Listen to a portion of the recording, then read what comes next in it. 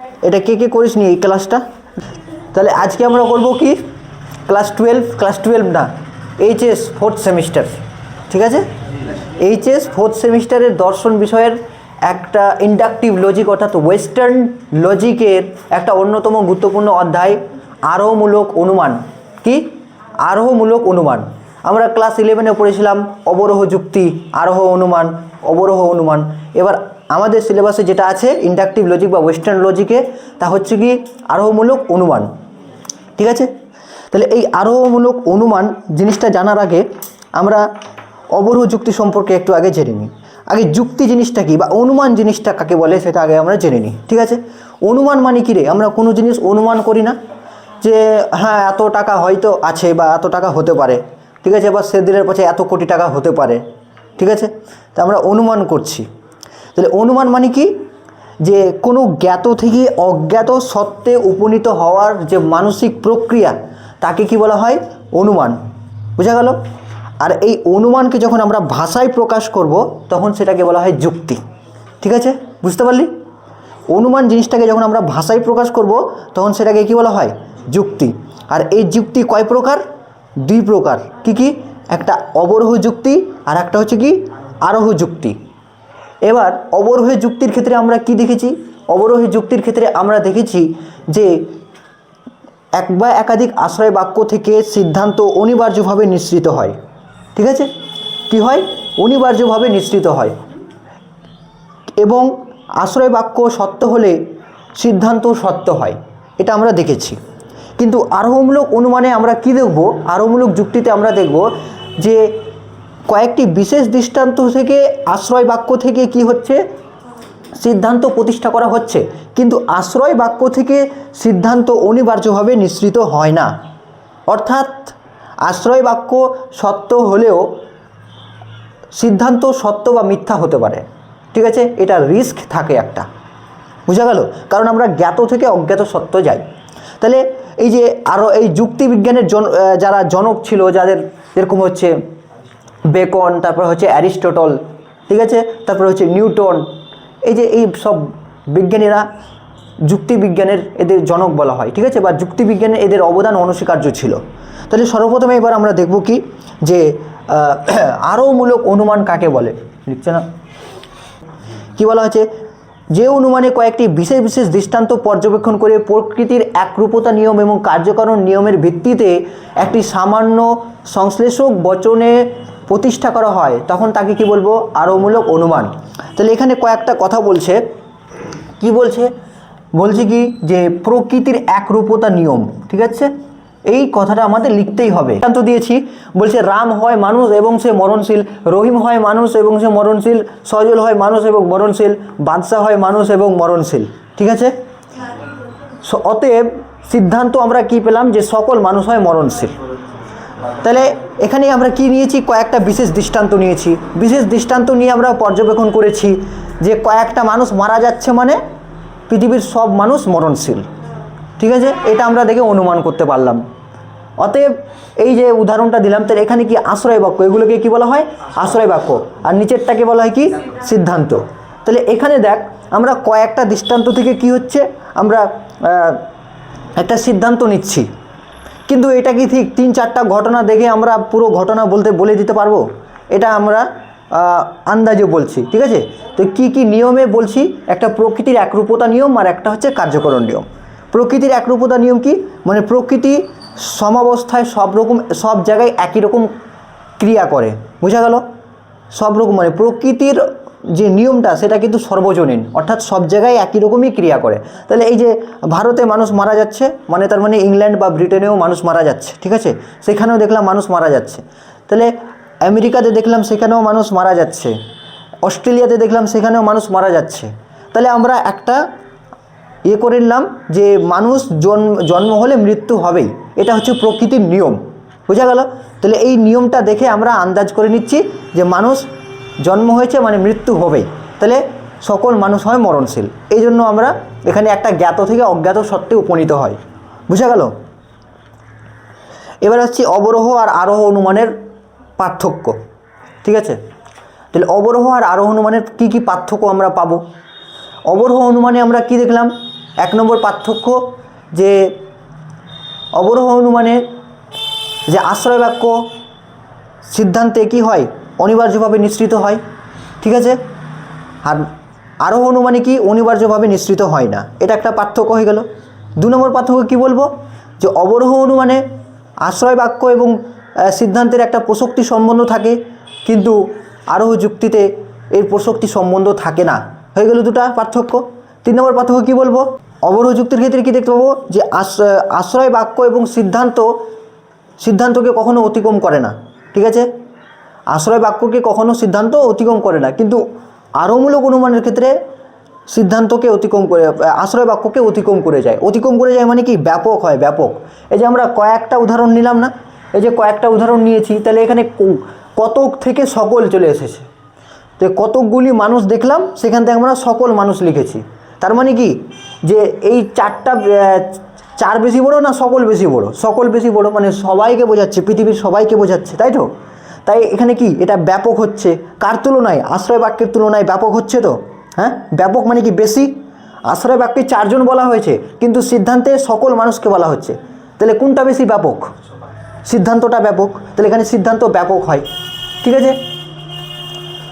তারপরে আমরা আরও পার্থক্য দেখতে পাবো অবরোহ যুক্তির ক্ষেত্রে, হ্যাঁ, এখানে কোনো কি থাকে না, ঝুঁকি থাকে না, ঠিক আছে, কোনো ঝুঁকি থাকে না, কিন্তু আরোহ অনুমানের ক্ষেত্রে ঝুঁকি থাকে, ঠিক আছে। ঝুঁকি মানে কি, রিস্ক থাকে একটা, ঠিক আছে, কারণ আমরা জ্ঞাত থেকে অজ্ঞাত সত্ত্বে আসি। তাহলে এই পার্থক্যগুলো হয়ে গেল। আশ্রয় বাক্য আর সিদ্ধান্ত কি হয়, এখানে মানে দুটোই সামান্য বচন থাকে, ঠিক আছে, কিন্তু আরোহমূলক যুক্তির ক্ষেত্রে বিশেষ বচন থেকে সামান্য বচনে আসি। বিশেষ বচন মানে কি, কয়েকটি বিশেষ বচন, আর সামান্য বচন মানে কি, সার্বিক বচন, মানে যেখানে সকল থাকবে। দেখ এখানে একজন মানুষের নাম বলা হয়েছে মানে বিশেষ বচন, আর সিদ্ধান্তে বলা হয়েছে সকল মানুষ, মানে এটা কি সামান্য বচন। তাহলে এটা বিশেষ বচন থেকে কিসে আসে, সামান্য বচনে আসে, অর্থাৎ সামান্যীকরণ হয়, বোঝা গেল। এটাই ছিল একটা কারণ। তাহলে এবার আমরা আসবো আরোহ অনুমানের স্বরূপ।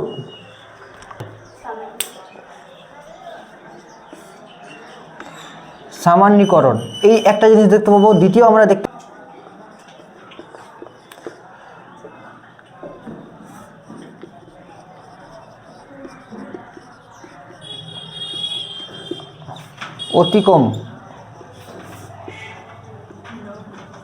অতিক্রম করা।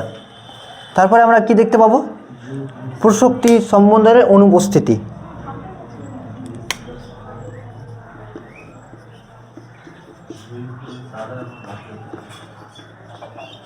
প্রসক্তি সম্বন্ধের অনুপস্থিতি।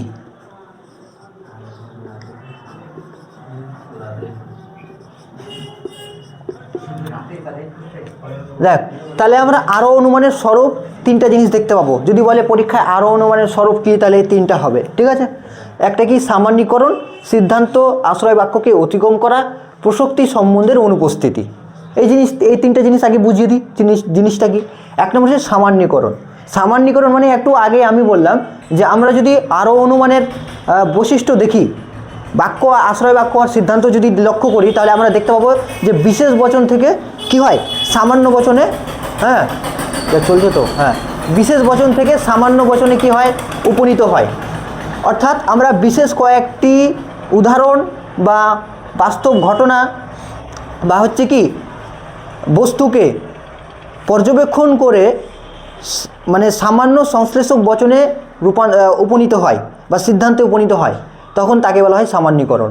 বোঝা গেল সামান্যীকরণ কাকে বলে। তাহলে যখন আমরা কয়েকটি বিশেষ দৃষ্টান্ত, হ্যাঁ, কোনো ঘটনা বা কয়েকটি বস্তুকে কি করব, পর্যবেক্ষণ করে আমরা একটা সামান্য বচনে সিদ্ধান্তে উপনীত হব, তখন আমরা তাকে কি বলবো, সামান্যীকরণ বলবো, ঠিক আছে।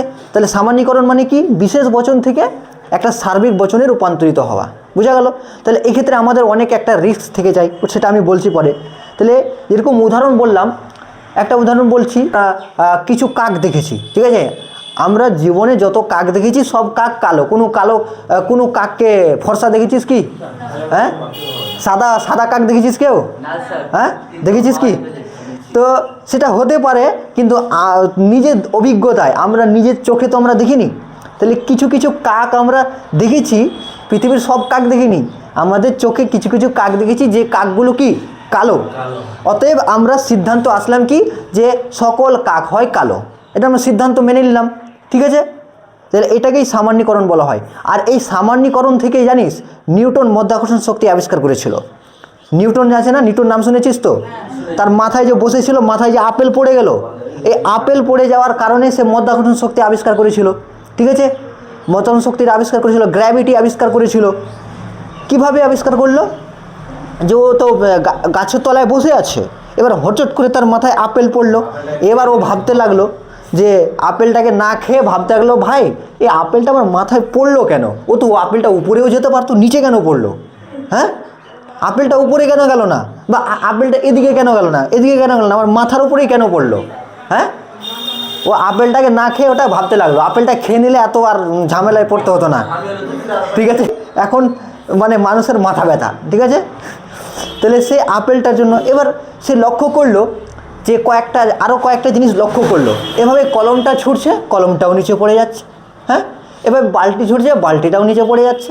হ্যাঁ, তারপরে এভাবে কোনো জিনিস ছুটছে তো এইভাবে পড়ে যাচ্ছে। তাহলে এভাবে সে লক্ষ্য করলো যে কিছু কিছু জিনিস উপরে ছুটছে তো মাটিতে পড়ে যাচ্ছে। তার মানে সিদ্ধান্ত করলো যে পৃথিবীর সকল বস্তুকে উপরে ছুড়লে মাটিতে পড়ে যাবে। বুঝতে পারলি? তাহলে এটাই হচ্ছে সামান্যীকরণ। তাহলে সে সিদ্ধান্ত উপনীত হলো কি যে মাধ্যাকর্ষণ শক্তি মানে কি, পৃথিবীর যে কোনো বস্তুকে আমরা যদি পৃথিবীর বিরুদ্ধে বা পৃথিবীর উপরের দিকে যদি আমরা নিক্ষেপ করি, ঠিক আছে, তাহলে সে বস্তুটা মাটিতে পড়বেই। সব বস্তুর ক্ষেত্রে এটা প্রযোজ্য, পৃথিবীর ক্ষেত্রে কিন্তু, অন্য গ্রহের কী হয় জানি না। ঠিক আছে, তাহলে এটা হচ্ছে সামান্যীকরণ প্রক্রিয়া। তাহলে একটা প্রক্রিয়া গেল। এবার হচ্ছে সিদ্ধান্ত আশ্রয় বাক্যকে অতিক্রম করে। এটা একটু আগেই বললাম, সিদ্ধান্ত কি আশ্রয় বাক্য থেকে অতিক্রম করে। তার মানে কি যে আমরা কয়েকটা বস্তু পর্যবেক্ষণ করছি, কয়েকটা বস্তু পর্যবেক্ষণ করার পর আমরা সিদ্ধান্তে আসছি যে সকল কাক হয় কালো। ঠিক আছে, কিছু কিছু কাক দেখে আমরা বললাম সকল কাক হয় কালো, কিন্তু সকল কাক কালো নাও হতে পারে। কি তাই তো? পৃথিবীর সকল কাক কালো নাও হতে পারে। আমরা কি দেখেছি? আমরা নিজের চোখে যেগুলো দেখেছি সেগুলো আমরা বিশ্বাস করছি, কিন্তু অ্যাকচুয়ালি কাক তো সাদাও হতে পারে। পৃথিবীর তো আমরা কোথায় কী আছে জানি না। হ্যাঁ, আফ্রিকা যেখানে অ্যামাজন জঙ্গলে দেখা যাচ্ছে যে সেখানকার কাকগুলো হচ্ছে সাদা কাক। হ্যাঁ, তখন আমার সিদ্ধান্তটা কি হয়ে গেল? ভুল হয়ে গেল। হলো তো? আমার সিদ্ধান্তটা ভুল হলো কি না? পৃথিবীর সকল কাক হয় কালো, তাহলে এখানে আমার সিদ্ধান্তটা ভুল হচ্ছে যে কাক আমি কালো বলছি সব কাককে, তাহলে এটা আমার ভুলও হতে পারে। তাহলে এক্ষেত্রে একটা রিস্ক থেকে থাকছে তো, এক্ষেত্রে একটা আমার সিদ্ধান্তটা ভুল হওয়ার সম্ভাবনা থাকছে তো। হ্যাঁ, আমার সিদ্ধান্তটা ভুল হওয়ার সম্ভাবনা থাকছে। পৃথিবীর সব কাক কালো হয়, হ্যাঁ, এই সিদ্ধান্তটা আমার ভুলও হতে পারে। তাহলে এই ক্ষেত্রে আমরা একটা জ্ঞাত থেকে অজ্ঞাত সত্ত্বে উপনীত হচ্ছি, তার জন্য আমাদের মনে একটা রিস্ক থেকে যাচ্ছে। আর এই রিস্কটাকে বলা হয় আরোহমূলক ঝুঁকি বা আরোহমূলক লাভ। খুবই খুব ইম্পর্টেন্ট। ঠিক আছে, পরীক্ষার জন্য। আপনি উদাহরণ দিলেন, হ্যাঁ, ওখানে তো লাভ বা ঝুঁকি থাকে না স্যার? কোথায় আপনি বললেন যে সকল বস্তু লাভ থাকছে? কিভাবে থাকছে বলবো? ওর নিজের জায়গাতে পরীক্ষা করেছিল, যে ওর নিজের জায়গাগুলোতে পরীক্ষা করে দেখলো যে কোনো বস্তুকে আমি উপরে ছুটছি নিচে পড়ে যাচ্ছে। ও পৃথিবীর সব জায়গায় পরীক্ষা করে দেখেছিল কি? তাহলে সেটা কি আমরা তখন জানতাম যে পৃথিবীর সব জায়গায় বস্তু ছুড়লে নিচে পড়ে যাচ্ছে? এটা কি সব জায়গায় ও পরীক্ষা করে দেখেছিল? পৃথিবীর সব মানুষকে জিজ্ঞাসা করেছিল যে ভাই তোদের ওখানে কলমটা ছুঁড়লে নিচে পড়ে তো? ভাই তোদের ওখানে কলমটা ছুঁড়লে নিচে পড়ে তো? ভাই তোদের ওখানে এই জিনিসটা ছুঁড়লে নিচে পড়ে তো? প্রত্যেক মানুষকে জিজ্ঞেস করেছে কি? জিজ্ঞেস করেনি। তাহলে সেক্ষেত্রে ঝুঁকি থাকছে তো। তাহলে পৃথিবীতে এমন জায়গা আছে যেখানে মাধ্যাকর্ষণ শক্তি নাই, এটি বোঝাতে যাচ্ছে না? হ্যাঁ, নাও হতে পারে। ওই তখনকার হিসেবেই, তখন মানুষ তো জানতো না, তখন মানুষ জানতো না যে সব জায়গায় মাধ্যাকর্ষণ শক্তি কাজ করে। এমন জায়গা হতে পারে যে সেই জায়গায় কাজ নাও করতে পারে, সেটা একটা আমাদের রিস্ক থেকে যাচ্ছে। ও কি সব জায়গায় পর্যবেক্ষণ করে দেখেছে? পৃথিবীর কোনা কি পর্যবেক্ষণ করে দেখেছে? দেখেনি। ও শুধু নিজের জায়গায় পর্যবেক্ষণ করে দেখেছে, বা কয়েকটা জায়গায় পর্যবেক্ষণ করে দেখেছে, কয়েকটা জায়গায় নিয়ে বিশেষ জায়গায় পর্যবেক্ষণ করেছে, পৃথিবীর সব জায়গায় পর্যবেক্ষণ করে দেখেনি। সেক্ষেত্রে আমাদের একটা ঝুঁকি থেকে যাচ্ছে। ঠিক আছে, সিদ্ধান্তটা মিথ্যা হওয়ার। বুঝা গেল? বুঝতে পারলি তো? হ্যাঁ, ঠিক আছে। তাহলে এবার হচ্ছে এই যে আমাদের ঝুঁকি দেখেছে, এই ঝুঁকিটাকে বলা হয় আরোহমূলক লাভ। ঠিক আছে? তাহলে আরোমূলক লাগনি আমরা যখন কোনো জ্ঞাত থেকে অজ্ঞাত সত্যে উপনীত হয়, সেক্ষেত্রে আমাদের সিদ্ধান্ত মিথ্যা অথবা সত্য যে কোনো একটা হতে পারে, তার জন্য একটা রিস্ক থেকে যাচ্ছে, অর্থাৎ সিদ্ধান্তটা মিথ্যা হওয়ার সম্ভাবনা থেকে যাচ্ছে। এই জন্য এটাকে বলা হয় আরোমূলক লাভ বা ঝুঁকি। আর এটা হচ্ছে অত্যন্ত গুরুত্বপূর্ণ একটা আরোমূলক অনুমানের বৈশিষ্ট্য। বোঝা গেল? বুঝতে পারলি তো? তাহলে আমরা যেরকম আর একটা উদাহরণ দিই যে একটা বস্তাতে কি রয়েছে, আপেল রয়েছে, ঠিক আছে? একটা আপেল রয়েছে। এবার আপেলের মধ্যে কি দেখলি যে আমরা কি করি দেখার সময় একটু সবগুলো আপেল কি খুলে এগুলো এভাবে দেখি না। আমরা দেখলাম, বললাম যে এই হাঁচাহাঁচি করে দেখলাম যে এই যে একটা আপেল ভালো, নিচের আপেল দেখি, নিচের আপেল ভালো। তো তাহলে আমরা বললাম যে হ্যাঁ, তাহলে পেটিটির মধ্যে সকল আপেল হয় ভালো, ঠিক আছে? তাহলে পেটির মধ্যে সকল আপেল হয় ভালো, তাহলে একটা পচা থাকতে পারে কি না? থাকতে পারে কি না পেটির মধ্যে? তাহলে ওই যে আমরা ঝুঁকিটা থেকে যাচ্ছে, আমার 100% তো গণনা করে দেখছি না, একটা ঝুঁকি থেকে যাচ্ছে, এটাকে বলা আরোমূলক ঝুঁকি। বোঝা গেল? এবার প্রসক্তি সম্বন্ধের অনুপস্থিতি। তাহলে প্রসক্তি সম্বন্ধ ভালো লাগে না তো বাইরে চলে যা, বাইরে চলে যা।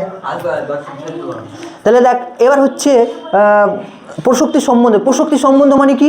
প্রসক্তি সম্বন্ধ মানে হচ্ছে যে আশ্রয় বাক্য যদি সত্য হয় তাহলে সিদ্ধান্তও সত্য হবে, ঠিক আছে?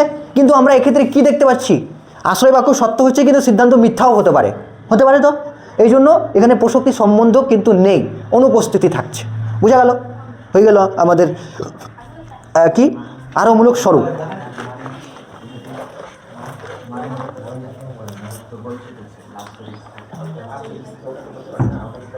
এবার আমরা পড়বো আরোহমূলক অনুমানের ভিত্তি। এর ভিত্তি কি আছে, ঠিক আছে?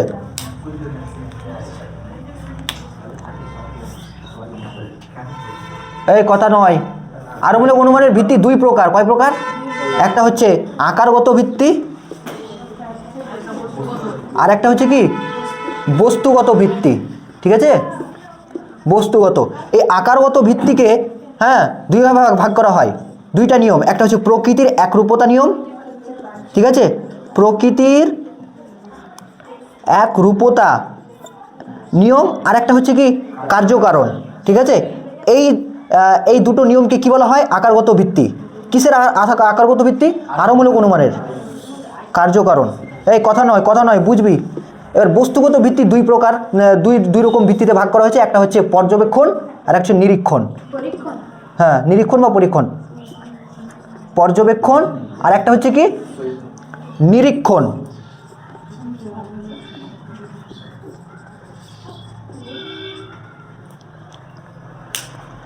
নিরীক্ষণ না পরীক্ষণ আছে?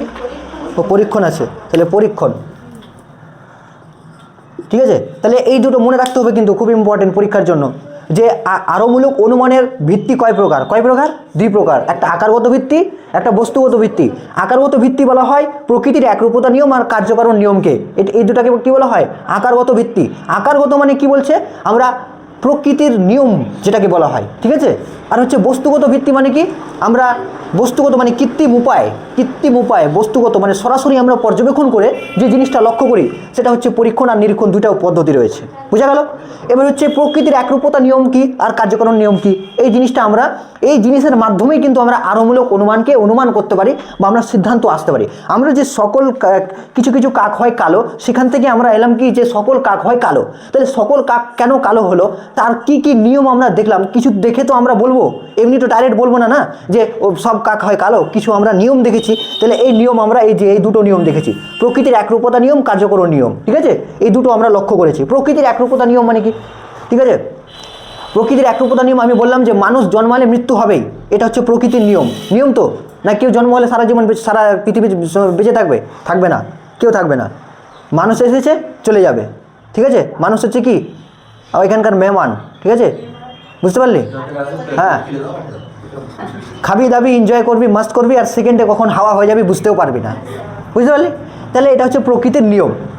কার্যকরণ, তাহলে প্রকৃতির নিয়ম কি? প্রকৃতি পৃথিবীর সব জায়গায় যে একরকম নিয়ম বিরাজ করে বা একটা রূপ দেখায়, একই রকম রূপ দেখায়, এই রূপটাকে বলা হয় প্রকৃতির একরূপতা নিয়ম। যেরকম আমি কি বললাম যে ভারতে মানুষ বিষ পান করলে মারা যাচ্ছে, এবার পাকিস্তানে মানুষ বিষ পান করলে মারা যাচ্ছে, বাংলাদেশে মানুষ বিষ পান করলে মারা যাচ্ছে। সুতরাং আমরা এটা বলতে পারি যে সকল মানুষ বিষ পান করলে মারা যায়, ঠিক আছে? এটা আমরা সিদ্ধান্ত এলাম, তাহলে এটা আমরা কি দেখে ভাবলাম বলতো, কি দেখে আমরা বুঝলাম যে সকল মানুষ? বিশেষ বিশেষ দৃষ্টান্ত দেখলাম, কিন্তু ওই দৃষ্টান্তের মধ্যে আমরা কি লক্ষ্য করলাম? এই যে প্রকৃতির একরূপতা নিয়ম, এই যে প্রকৃতির একরূপতা নিয়ম, আর হচ্ছে কি এবার হচ্ছে কার্যকরণ নিয়ম। কার্যকরণ নিয়ম কি? যে কোনো জিনিস এমনি সৃষ্টি হয়নি, প্রত্যেক জিনিসের একটা কি রয়েছে? কারণ আছে। বুঝতে পারলি? প্রত্যেক জিনিসের কি আছে? একটা কারণ আছে। তার কার্য হচ্ছে মানে অবশ্যই তার কোনো কারণ আছে পিছনে, ঠিক আছে? শূন্য থেকে কোনো কিছু সৃষ্টি হয়নি। হ্যাঁ, এই যে কিছুদিন আগে একটা ডিবেট হয়েছিল, বুঝতে পারলি? একটা মুফতি আর হচ্ছে একটা নাস্তিকের বিরুদ্ধে। ও বলেছিল, নাস্তিক কি বলছে? নাস্তিক বলছে যে না, গড, ভগবান, আল্লাহ বলে কোনো কিছু নেই, ঠিক আছে? তাহলে এই ক্ষেত্রে ওই কার্যকরণ নিয়মটার কথা বলেছিল, আমি ভালো করে লক্ষ্য করেছি। তখন বলছে যে আপ শায়দ ফিলোসফি পড়ে হোঙ্গে, উসমে লিখা হোগা হ্যাঁ যে কজ এফেক্ট, ঠিক আছে? মানে কারণ, কার্যকারণ। তাহলে কোনো জিনিস শূন্য থেকে সৃষ্টি হয়নি। এই পৃথিবীটা যে সৃষ্টি হয়েছে, হ্যাঁ, ও বলছে যে সব অটোমেটিকলি সৃষ্টি হয়েছে। পৃথিবীর সব কিছু কী হয়েছে? অটোমেটিকলি। এই বিশ্ব ব্রহ্মাণ্ড, এই আকাশ মহাকাশ সব অটোমেটিকলি সৃষ্টি হয়েছে। তাহলে পৃথিবী যখন বিশ্ব ব্রহ্মাণ্ড সৃষ্টি হয়, সেটাকে কি বলা হয় বলতো? Big bang theory. বুঝতে পারলি? বিগ ব্যাং থিওরি মানে একটা বিন্দু থেকে বিস্ফোরণ হয়েছিল, বুঝতে পারলি? আর বিস্ফোরণ থেকে সূর্য, নক্ষত্র, পৃথিবী সব কিছু সৃষ্টি হয়েছিল। তার আগে সময় ছিল না, সেখান থেকে সময় সৃষ্টি হয়েছে। বুঝতে পারলি? তাহলে এবার এখানে প্রশ্ন করছে মুফতি একে, জাভেদ আখতারকে। তিনি বলছে যে আচ্ছা, সে সময় যে যখন বিশ্ব ব্রহ্মাণ্ড তৈরি হয়নি, তার আগে আল্লাহ বা ঈশ্বর কী করছিল? তো বলছে এই সওয়ালই ইললজিক হ্যাঁ, অর্থাৎ এই সওয়ালটাই ইললজিক। কারণ যখন বিগ ব্যাং থিওরি তৈরি হয়েছে তখন থেকে সময় সৃষ্টি হয়েছে, তার আগে আমরা ভাববই বা কেন? ঠিক আছে, তখন তো সময় তৈরি হয়নি, সময় সৃষ্টি হয়েছে তখন, ঠিক আছে? তাহলে শূন্য থেকে কোনো জিনিস তৈরি হয়নি, ঠিক আছে? অবশ্যই মেন একটা কারণ আছে, বুঝতে পারলি? একটা মেন উৎস আছে, মেন একটা উৎস আছে যেখান থেকে কিছু না কিছু সৃষ্টি হয়েছে, বুঝতে পারলি? তাহলে একটা বিন্দু হলেও কিছু একটা উৎস আছে। এই এমনি এমনি সব সৃষ্টি হয়ে যাবে? হবে কি? এমনি এমনি সব সৃষ্টি হয়? হবে না, কিছু কারণ আছে। তাহলে কারণটাই হচ্ছে আল্লাহ বা ঈশ্বর, বুঝতে পারলি? মেন কারণ, মহাকারণ, তার উপরে আর কোনো কারণ নেই। তাহলে এটা হচ্ছে এই হচ্ছে আমাদের কার্যকারণ। এবার আমরা চলে আসবো বস্তুগত ভিত্তি। দেখ, পর্যবেক্ষণ হচ্ছে কোনো একটি বিশেষ উদ্দেশ্যকে নিয়ে যখন কোনো প্রাকৃতিক ঘটনাকে সুনিয়ন্ত্রিতভাবে প্রত্যক্ষ করা হয়, তখন তাকে পর্যবেক্ষণ বলে। কি বলে? যখন কোনো একটি বিশেষ উদ্দেশ্যকে নিয়ে, বিষয়কে কেন্দ্র করে কি করা হয়? পর্যবেক্ষণ করা হয়, ঠিক আছে? পর্যবেক্ষণ বা প্রাকৃতিক ঘটনাকে সুনিয়ন্ত্রিতভাবে প্রত্যক্ষ করা হয়, সুনিয়ন্ত্রিতভাবে কী করা হয়? প্রত্যক্ষ করা হয়, তখন তাকে আমরা কী বলবো? পর্যবেক্ষণ। পর্যবেক্ষণ মানে কি? দেখা, কোনো জিনিসকে আমরা ডাইরেক্টলি দেখছি, সেটা কি পর্যবেক্ষণ, বুঝতে পারলি? এই যে আমি বললাম যে কিছু কিছু কাক হয় কালো, তাহলে আমরা কি দেখে না দেখে বলছি? দেখে বলছি। তাহলে এটা হচ্ছে আমাদের পর্যবেক্ষণ। তাহলে পর্যবেক্ষণ কি? কোনো একটি প্রাকৃতিক ঘটনাকে বিশেষ উদ্দেশ্য করে তাকে যখন সুনিয়ন্ত্রিতভাবে প্রত্যক্ষ করা হয়, তখন তাকে বলা হয় পর্যবেক্ষণ, ঠিক আছে? পর্যবেক্ষণ করলাম। আর পরীক্ষণ কি? পরীক্ষণ মানে সেটা কৃত্রিম উপায়ে কোনো একটা জায়গাতে কোনো বস্তু বা ঘটনাকে যখন কি করা হয়? নিরীক্ষণ করা হয় বা পরীক্ষা করা হয়, তখন তাকে বলা হয় পরীক্ষণ। বুঝা গেল? তাহলে এটা কৃত্রিম পরিবেশে, কিন্তু এটা কি হচ্ছে? কৃত্রিম পরিবেশে মানে মনুষ্য সৃষ্ট পরিবেশের একটা মাধ্যমে হয়। আর এগুলো সব কি? প্রাকৃতিক। আর এগুলো কি? কৃত্রিমের মধ্যে আমরা পর্যবেক্ষণ করছি, বুঝতে পারলি? এটা আমরা সরাসরি চোখে দেখছি, আর এটা একটা নির্দিষ্ট জায়গার মধ্যে আমরা পরীক্ষা করে দেখি। বোঝা গেল? এই যে পরীক্ষণটা, বোঝা গেল? তাহলে আমরা বস্তুগত আকারগত ভিত্তি বোঝা গেছে সবার, বুঝতে পেরেছিস? Any doubt? বল, এইটুকুর মধ্যে কোনো ডাউট আছে? ডাউট থাকলে কমেন্টে জানাবি।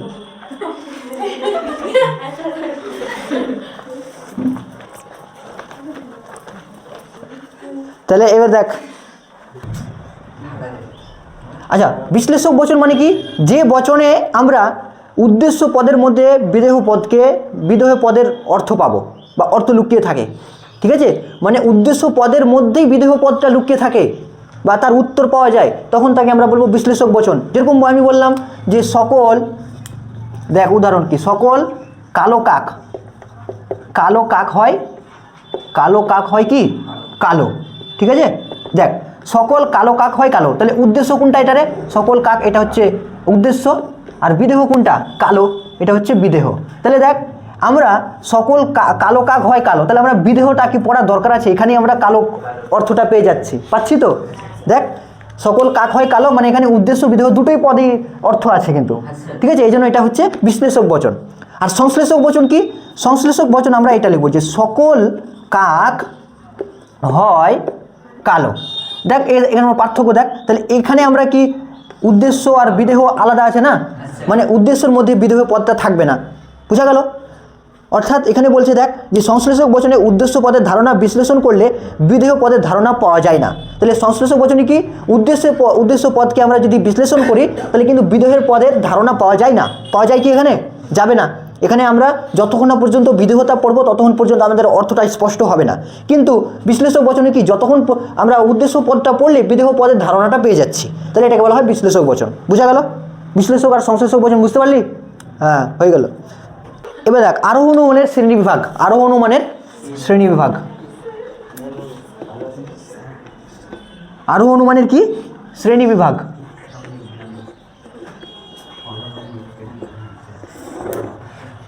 আরোহ অনুমানের শ্রেণীবিভাগ। তাহলে আরোহ অনুমানকে কয় ভাগে ভাগ করা হয় দেখে নে। আরোহ অনুমান হচ্ছে মূলত দুই প্রকার। কয় প্রকার? দুই প্রকার। দুই প্রকার। একটা হচ্ছে প্রকৃত, আর একটা হচ্ছে কি প্রকৃত বলছি, তথাকথিত। তথাকথিত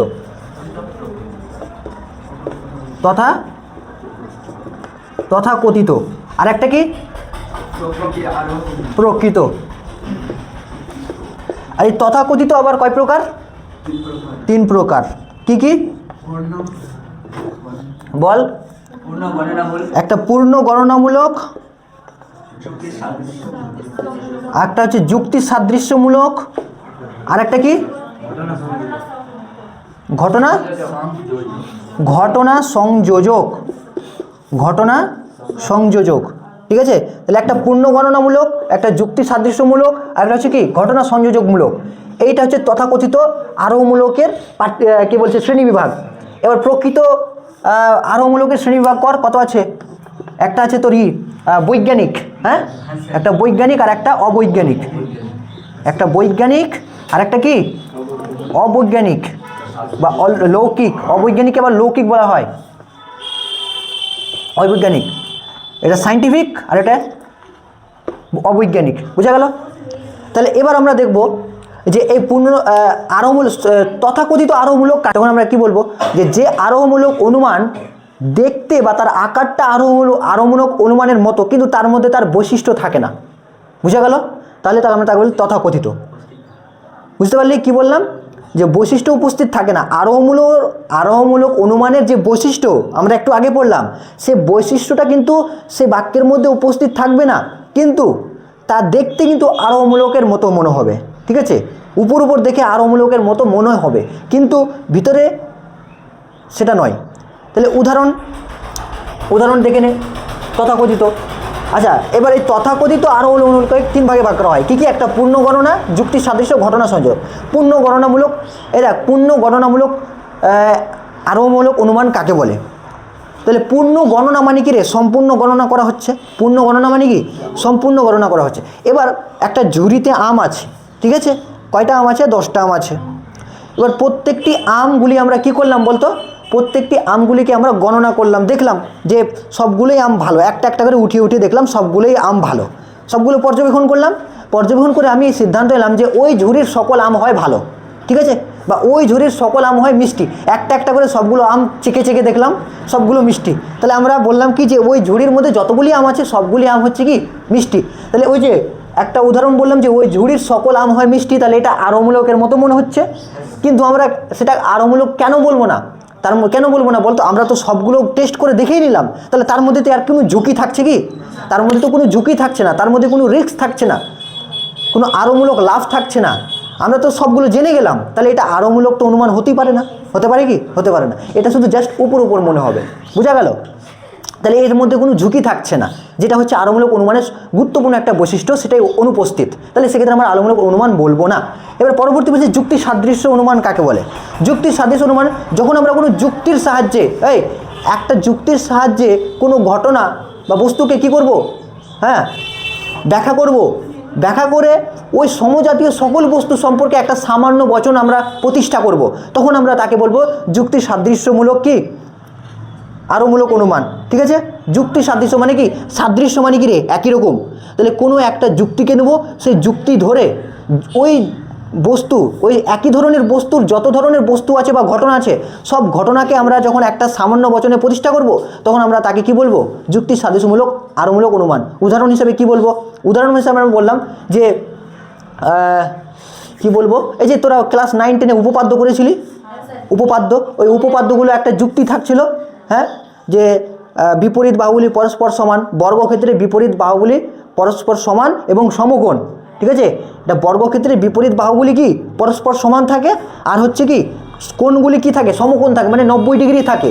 তাহলে এই ক্ষেত্রে আমরা বলতে পারবো পৃথিবীতে যত ধরনের বর্গক্ষেত্র আছে সব বর্গক্ষেত্রের একই ধরনের, সব বর্গক্ষেত্রের বিপরীত বাহুগুলি সমান, আর এবং হচ্ছে কি তার কোণগুলি 90 ডিগ্রি, ঠিক আছে। এই যে আমরা একটা যুক্তি ধরে ওই সমস্ত বস্তুর যে একটা কি করলাম, একটা সামান্য বচন তৈরি করলাম। তাহলে সকল বর্গক্ষেত্রের বাহুগুলির দৈর্ঘ্য সমান এবং কি তার কোণগুলি সমকোণ, বোঝা গেল। এটা হচ্ছে যুক্তি সাদৃশ্য। এবার আসছে ঘটনা সংযোজকমূলক আরোহমূলক অনুমান কাকে বলে, ঠিক আছে। ঘটনা সংযোজক, ঘটনা সংযোজন করা হবে, একটা ঘটনা থাকবে, ঘটনাকে কি করা হবে, সংযোজন করা হবে, ঠিক আছে। এবার আমি উদাহরণ দিয়ে বলি, যখন কোনো কয়েকটি ঘটনাকে সংযোজন করে একটা সিদ্ধান্ত উপনীত হয় বা সামান্য বচনে উপনীত হয়, তখন তাকে আমি কি বলবো, ঘটনা সংযোজকমূলক আরোহমূলক অনুমান।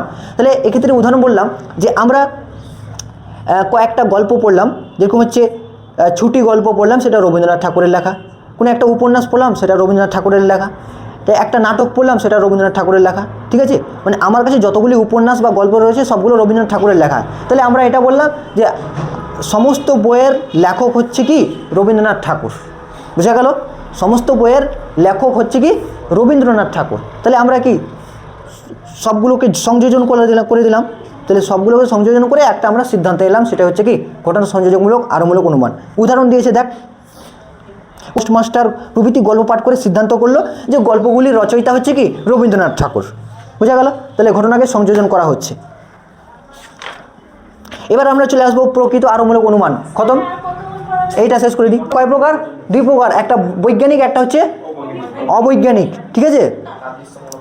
তাহলে বৈজ্ঞানিক আরোহমূলক অনুমান কাকে বলে, যে আরোহমূলক অনুমানের প্রকৃতির একরূপতা নিয়ম এবং কার্যকরণ নীতির উপর ভিত্তি করে আমরা কি করব, হ্যাঁ, বস্তু কয়েকটি বিশেষ বস্তু বা ঘটনাকে পর্যবেক্ষণ করে, হ্যাঁ, একটা সামান্য সংশ্লেষক বচনে উপনীত হব, তখন তাকে আমরা কি বলবো, প্রকৃত আরোহমূলক অনুমান, বৈজ্ঞানিক আরোহমূলক অনুমান, বুঝা গেল। বৈজ্ঞানিক আরোহমূলক অনুমান মানে কি, প্রকৃতির একরূপতা নিয়মে কার্যকর হবে আর কার্যকরণ নিয়ম থাকবে। এই কয়েকটি নিয়ম থাকার ফলে যে সামান্য বচন তৈরি হবে বা যে সামান্য বচন আমরা প্রতিষ্ঠা করবো, সেটা হচ্ছে বৈজ্ঞানিক আরোহমূলক অনুমান, ঠিক আছে, বোঝা গেল। যেরকম উদাহরণ কি, ওই যে সকল রাম হয় মরণশীল, মানুষ হয় মরণশীল, এরকম আমরা 4টা উদাহরণ নিলাম। উদাহরণ নিয়ে আমরা কি বললাম যে সকল মানুষ হয় মরণশীল, ঠিক আছে। এটা হচ্ছে বৈজ্ঞানিক আরোহমূলক অনুমানের, হ্যাঁ, উদাহরণ। এবার অবৈজ্ঞানিক আরোহমূলক অনুমান কাকে বলে, অবৈজ্ঞানিক মানে কি বৈজ্ঞানিক উপায় নয়, আমাদের নিজের অবাধ অভিজ্ঞতার ভিত্তিতে যখন আমরা কোনো সিদ্ধান্ত উপনীত হব, তখন আমরা তাকে কি বলবো, অবৈজ্ঞানিক আরোহমূলক অনুমান বা লৌকিক আরোহমূলক অনুমান। লৌকিক কেন বলা হচ্ছে, কারণ এখানে মানুষের অভিজ্ঞতার নিরিখে সিদ্ধান্তগুলো করা হচ্ছে, এই জন্য এদেরকে লৌকিক আরোহমূলক বলা হয়। এই জন্য প্রশ্ন আসবে পরীক্ষায় যে অবৈজ্ঞানিক আরোহমূলক অনুমানকে লৌকিক আরোহমূলক অনুমান কেন বলা হয়, প্রশ্ন আসবে, ঠিক আছে। তো এটা লিখতে হবে। এটার উদাহরণ কি, ওই যে আমি বললাম যে কিছু কাক হয় কালো, সুতরাং সকল কাক হয় কালো। তাহলে এটা আমরা কি অভিজ্ঞতার ভিত্তিতে বলছি না, তাহলে এটাই হচ্ছে লৌকিক আরোহমূলক অনুমান বা অবৈজ্ঞানিক আরোহমূলক অনুমান। তারপরে তখন ওর যুক্তিটা বের করবি, ঠিক আছে। সংজ্ঞা কি, অবরোহ অনুমানের সংজ্ঞা কি বলছে, অবরোহ অনুমান হচ্ছে কোনো একটা যুক্তি থাকবে, সেখানে আশ্রয় বাক্য থেকে সিদ্ধান্ত অনিবার্যভাবে বের হবে, ঠিক আছে, এবং সবগুলো কিন্তু সামান্য বচন থাকবে, বুঝতে পারলি। ওখানে উদাহরণ দেখ, উদাহরণ হচ্ছে সকল দার্শনিক হয় কবি, এটা একটা উদাহরণ। তারপরে একটা আশ্রয় বাক্য নিলাম, তারপরে আরও নিলাম যে সকল ভাবুক ব্যক্তি হয় কবি, অতএব আমরা বলতে পারলাম যে সকল ভাবুক ব্যক্তি হয় দার্শনিক, ঠিক আছে। সকল ভাবুক ব্যক্তি হয় কবি, ঠিক আছে। তাহলে এখানে দেখ, অপূর্ণ গণনামূলক আরোহমূলক অনুমানের ক্ষেত্রে অবৈধ সামান্যীকরণ দোষ হয়, ঠিক আছে।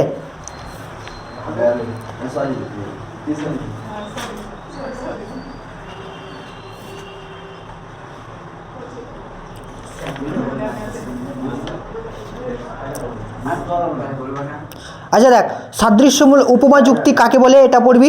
সাদৃশ্য আরোহমূলক অনুমান কাকে বলে, যে আরোহ অনুমানে 2 বা ততোধিক ব্যক্তি, বস্তু, এক বা একাধিক বিষয়ের সাদৃশ্য লক্ষ্য করেই ভিত্তিতে তাদের ওপর কোনো নতুন বিষয় সাদৃশ্যের অস্তিত্ব অনুমান করা হয়, তখন তাকে আমরা কি বলবো, উপমা যুক্তি, বুঝা গেল। এই উপমা যুক্তিটা পড়বি। তাহলে আমরা কি একই বস্তুর উপর পর্যবেক্ষণ করে আমরা যখন নতুন একটা কি করি, নতুন বিষয়ের সাদৃশ্যের হ্যাঁ অনুমান করি, অস্তিত্ব অনুমান করি, তখন আমরা তাকে বলবো উপমা যুক্তি। বুঝা গেল? হ্যাঁ, তাহলে এই চ্যাপ্টার আমাদের ক্লোজ হয়ে গেল প্রায়। ঠিক আছে।